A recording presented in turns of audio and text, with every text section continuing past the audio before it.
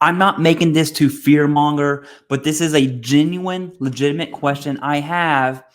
And there may be a gap in VA policy. A gap in policy means this can be interpreted many different ways. And looking at raters in the VA, that's probably bad news bears.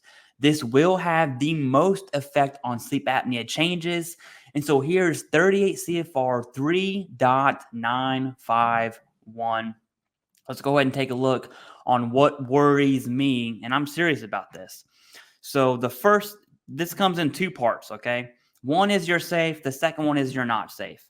A readjustment to the schedule of rating disabilities.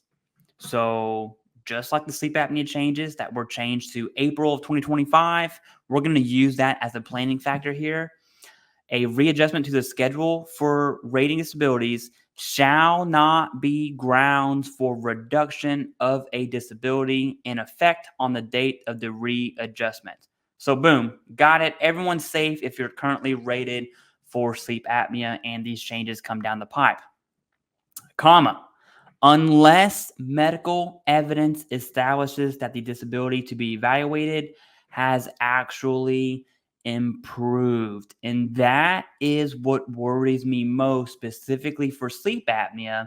And I'm going to explain why. So my question is, and I'm taking this from Jason over at Veterans InfoTap, Veteran A and Veteran B. If you get value from this channel, like, comment, subscribe, do all the things, watch this video all the way through. That's most important.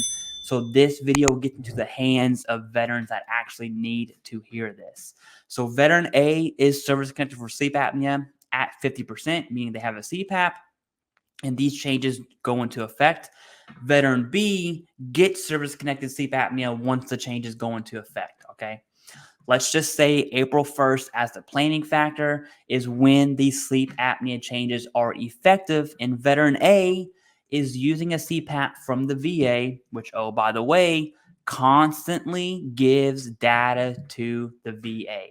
If the machine's working, if the veteran's using it, if you're wearing it, etc., right? How many apnea episodes you're having, everything goes to the VA. Well, let's say 2 years down the road from the changes, so April 2025, let's just hypothetically say that's the effective date. Let's say 2027 or 2028 or 2032, right? Pick your year. It doesn't matter. So the changes already happened. We're years down the road. The VA has all this evidence that is sufficient medical evidence. Okay, that part is key there.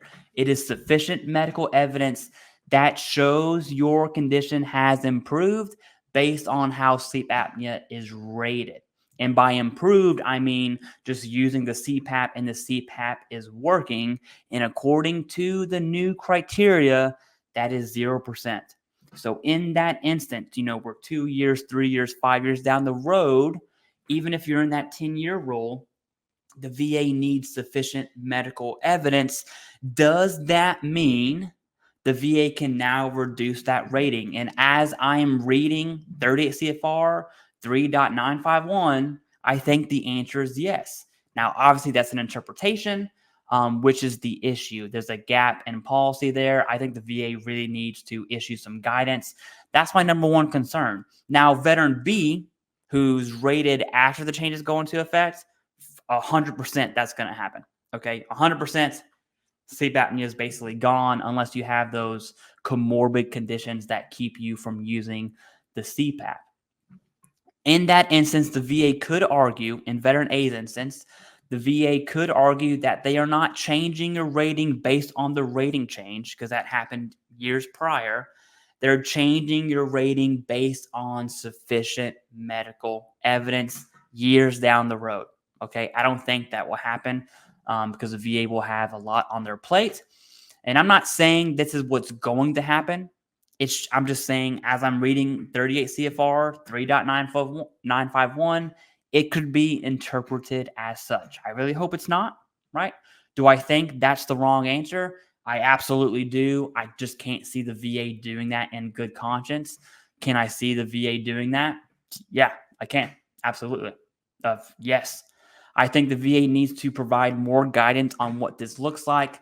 specifically for sleep apnea, because that's going to be a very contingent point, because the VA will have sufficient medical evidence, assuming you're using that VA CPAP, which a ton of veterans do.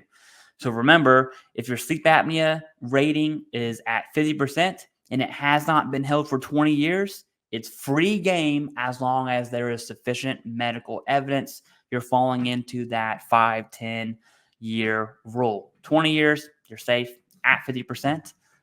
But prior to that, it's pretty much free game with sufficient medical evidence. And that's where the CPAP machine comes into play. The reason I'm kind of breaking it down like that is because I know there's going to be some wild comments on this one, and I want to know your opinions on that guidance specifically. I'm going to pull it up again so we can all see it on this part right here. Unless medical evidence establishes that the disability to be evaluated has actually improved. The argument is the CPAP machine does improve your sleep apnea. In fact, that is a condition that can be, quote unquote, healed. No, I'm not a doctor, but that's what it seems like the VA is doing, and I'm not a fan at all. I personally do not have sleep apnea. Thank God. I know sleep apnea sucks, but it's gonna hurt a lot of veterans. Okay, if the VA goes with that, I would like to see the VA come out with more policy. Let me know down below in the comments what you think about that 38 CFR code when it comes to sufficient medical evidence. Let me know down below in the comments.